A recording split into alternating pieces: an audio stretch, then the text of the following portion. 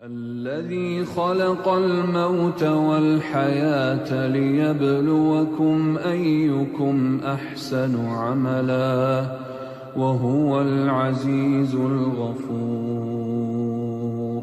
ایک نوجوان ہمارا تبلیغی دوست گلاسگو میں رہتا تھا، وہ بیمار ہو کے ہاسپٹل گیا ہے، تو اس کی جو اٹینڈنٹ نرس تھی اس نے 3-4 دن کے بعد کہا کہ آپ مجھ سے شادی کریں گے؟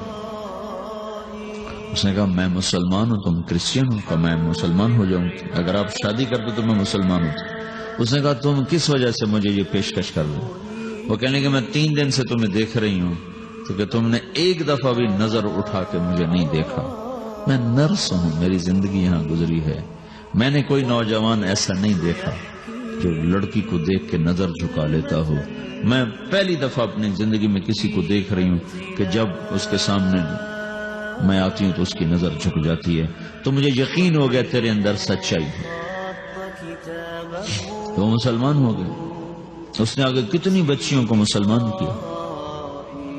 پھر اشفاق احمد صاحب مرحوم تھے، یہ ڈرامہ رائٹر، ان سے اچھی سلام دعا تھی میری، تو ایک دن مجھ سے کہنے لگے کہ میں تبلیغ کے کام سے متاثر ہوا ہوں انگلینڈ جا کر، پاکستان میں نہیں انگلینڈ جا کر۔ تو میں ایڈمبرا میں پارک میں بیٹھا تھا، میری بیوی میرے ساتھ بیٹھی تھی، تو ایک جماعت آئی، انہوں نے آ کر اذان دی مغرب کی اور نماز پڑھی۔ نماز کے بعد 13-14 لڑکیاں بھاگ کے آگے آئیں ان سے بات کرنے کے لیے، تو میں نے بیوی سے کہا آؤ سنو یہ کیا کہنے کہتے ہیں، تو کہا ہم دونوں بھی پہنچے، تو جس نے جماعت کرائی تھی اس کو ایک لڑکی آگے بڑھ کے کہتی آپ کو انگلش آتی؟ کہی آتی ہے۔ کہی آپ نے کیا کیا ہے؟ کہی ہم نے اپنی عبادت کی ہے۔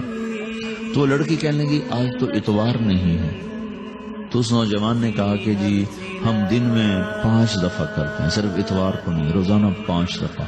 وہ لڑکی کہنے لگی یہ تو بہت زیادہ ہے، آپ اس کو کیسے نبھاتے ہیں؟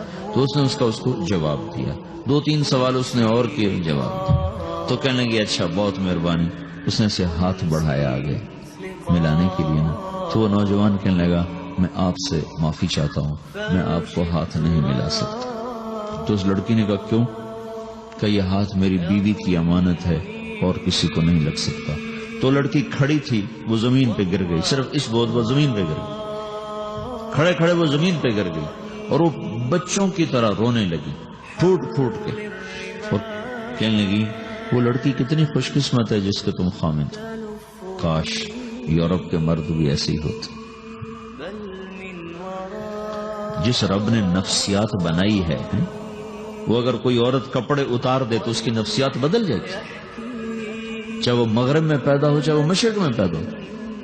عورت کی نفسیاتی حیا ہے اور وفا ہے، کسی وفادار کی تلاش ہے، تو وہ اس کو پتہ بھی نہیں ہے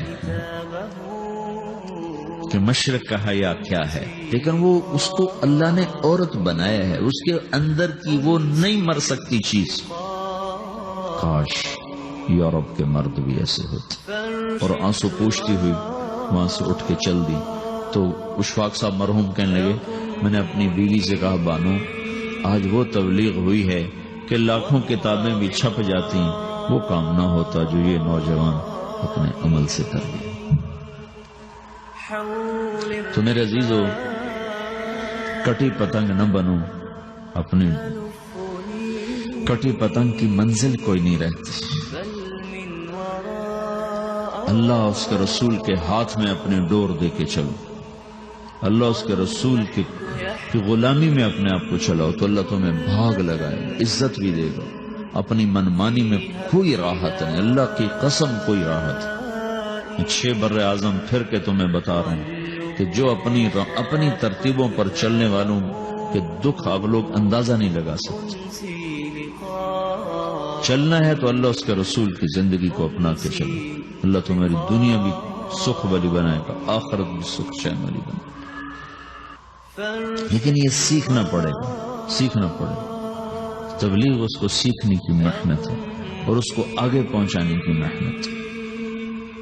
تو یہ عمر ہے، اس وقت ساری دنیا اسلام کے لیے تیار ہے، چونکہ نظریاتی طور پر دنیا شکست کھا چکی، کسی کے پاس کچھ نہیں۔